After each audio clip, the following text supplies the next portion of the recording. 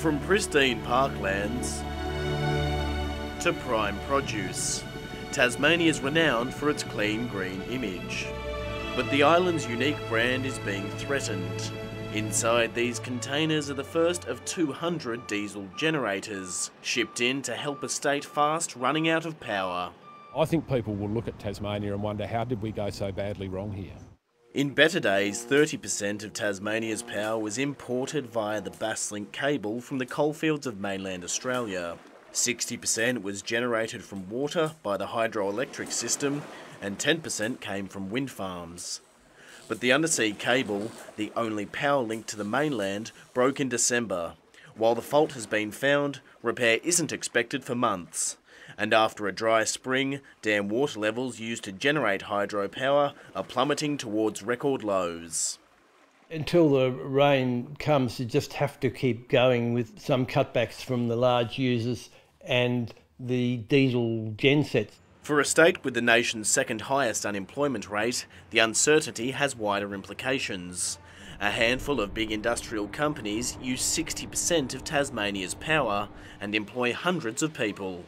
If we see one of these guys have to shut because they're unable to sustain their production at the current level, or they need to reduce further, then it could have an impact on jobs.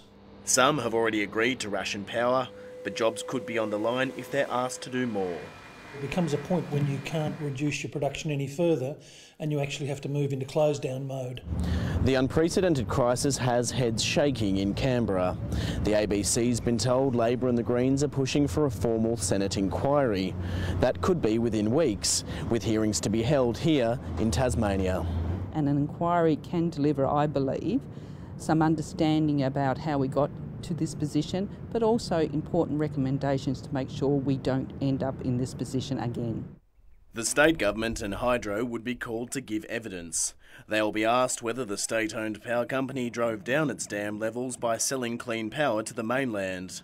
There was big money to be made under the carbon tax, and in the days leading up to the Basslink cable break, Hydro was still exporting.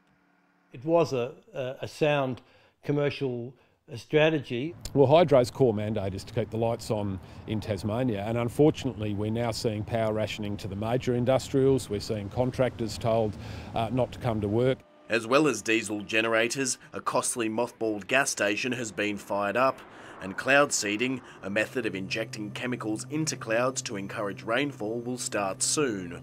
Households have been guaranteed they won't be forced to cut back. I can't imagine it. It's never happened in my lifetime. But if it has to happen, well, you just have to tighten our belts a bit, I suppose. But a solution won't be as simple as flicking a switch. Richard Baines, ABC News, Hobart.